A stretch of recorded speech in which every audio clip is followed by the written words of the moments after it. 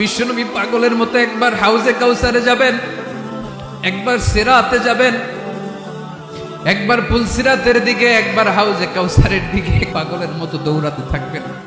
তার কোনো গুনাহগার উম্মত যাতে জাহান্নামে ঢুকে না যায়, সেদিন কেউ সুপারিশ করতে পারবে না বিশ্বনবী ছাড়া। এজন্য 5 নম্বর আল্লাহ বললেন, মান যাল্লাযী ইয়াশফাউ ইনদাহু ইল্লা বিইযনিহি। কার সাহস আছে, কার এত বড় বুকের পাটা কিয়ামতের কঠিন দিন আল্লাহর সামনে দাঁড়িয়ে সুপারিশ করবে? কারো ক্ষমতা, কারো ক্ষমতা নাই। বিশ্বনবী সেদিন সিজদায় পড়ে উম্মতের জন্য কাঁদবেন, সবাই কাঁদবে, নফসি নফসি, আল্লাহ আমারে বাঁচাও, আল্লাহ আমারে বাঁচাও। বিশ্বনবী বলবেন, উম্মতি উম্মতি।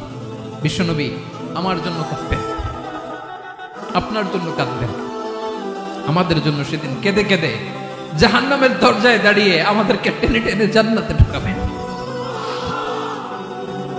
এজন্য এই বিশ্বনবীর ভালোবাসা যেন আমাদের হৃদয়ে ভরপুর থাকে। আমার ভাইয়েরা, প্রতি শুক্রবার বিশ্বনবীর উপরে বেশি বেশি যেন আমরা দুরূদ পড়ি। আমরা যখন বিশ্বনবীর সালাম দেই, দুরূদ পড়ি,